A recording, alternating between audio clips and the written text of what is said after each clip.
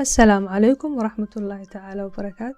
دمان أصحابتا iyo ehelka ku xidhan channelkayga kusoo dhawaada Modern Somali Food waa maalin kale iyo video cusub. Maanta intaan videogan guda galin waxaan rabaa inaan idinka mahad celiyo sida sharafta leh aad iga geejiseen videogii kan ka horeeyay maadaama waxa sidaan horeba u sheegay videogii ugu horeeyay aan codkayga ku soo duubo.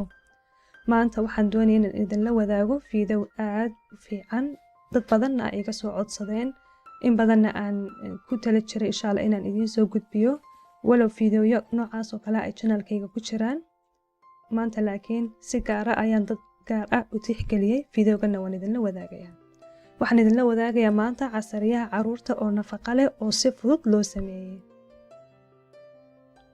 Videogeenu sidaad arkaysaan hordhiciisa waa ka masha Allah waa cunto aad u nafaqo leh aadna u fudud sida loo sameeyay ciyaalkuna ay ka helayaan. fadlan haddaad channelkayga ku cusub tahay subscribe iyo like noo saar haddii aad hore ugu jirtana videoyada cusub ee soo socda insha Allah la soco. waxaan rajeynayaa inaad muuqaalkan ka heli doontaan. waxaan maanta aan ka kooban tahay cuntada in sameynayna sida tan.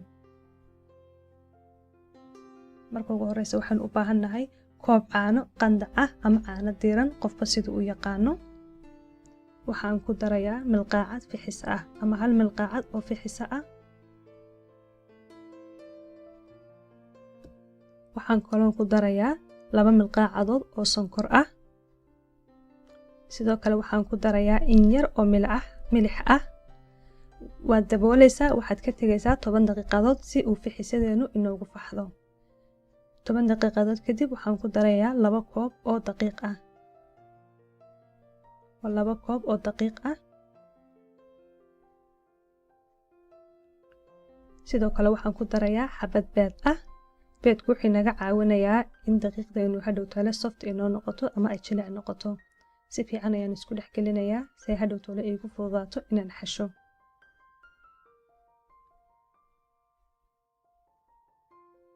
waxa aan ku darayaa imika 2 milqaacadood oo saliid ah ama subag ah. qofka wuxuu uu haysto ayuu mad ku daraysaa. waxaan dusha imika kaga darayaa koob barkii oo daqiiq ah. haddii aad doonayso marka ugu horeysa ayaad 2 koob iyo bar ku wada shubaysaa. haddii kalena sidan anigu sameynayo ayaad intaad marka hore 2 koob ku shubto nuska soo hadheena aad ku xashaysaa si ay daqiiqdaadii kuugu adkaato. labada qaab waad sameyn kartaa. si fiican ayaad daqiiqdaadii u xashaysaa waana daboolaysaa waxaanad ka tagaysaa 30 daqiiqadood sida ay u soo faxdo ama 30 minutes. 30 daqiiqadood kadib sidan ayay noqotay daqiiqdeennii maasha Allah waa soft wayna faxday. maan adkaynin maadaama oon doonay inay jilic ii noqoto markii aan xashiyay waxaan ka dhigay daqiiqdeeda daqiiq jilicsan. imika waxa aan bilaabayaa inaan fidiyo qaabab kala duwanna waan idinla wadaagi doonaa insha Allah oo aan u jarayo si ay caruurtu ugu qurxanaato ay u soo jiidato markuu ilmuhu arko muuqaalkiisa si uu uga helo. sida aad arkaysaanba daqiiqdeedu aad ayay u jilicsan tahay. aniga ayaana ugu talagalay oo hadhow toola raba markay caruurtu cunayaan inay soft u noqoto. imika waxa aan u jarayaa anigu 2 qaab oo kala duwan. kani waa rapid shape ama waa bakeyle. hadhow toolana mid flowers ama seer kale ayaan u jari doonaa. wixii adigu shapes aqalkaaga ku yaala ayaad isticmaali doontaa.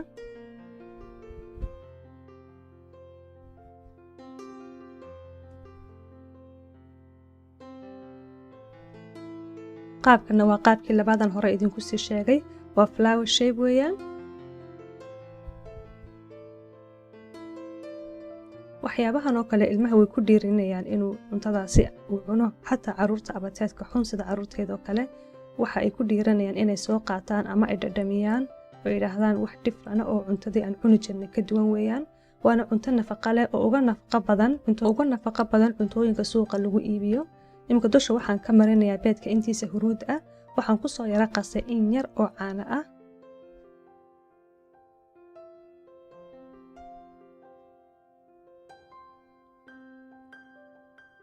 imikana waxaan dusha kaga daadinayaa xabatu sooda iyo sisin ama xabatu sooda iyo sisin ayaan dusha kaga daadiyay.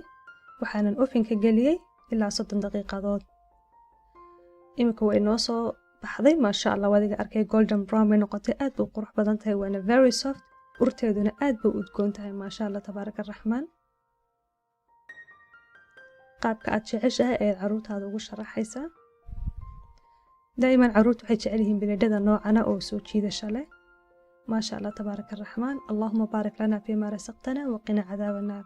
waxaan rajeynayaa muuqaalka maanta in aad ka hesheen channelkayga. sidoo oo kale insha allah waxaad kala kulmi doontaan qayb caruurta ku saabsan ama kids meal la idhaahdo playlistigayga haddaad tagtaan. keegan caruurta ay jeceshahay isagoo dhammaystiran channelkayga ayuu ka helayaa, aad ka heli doontaan. fadlan soo booqda.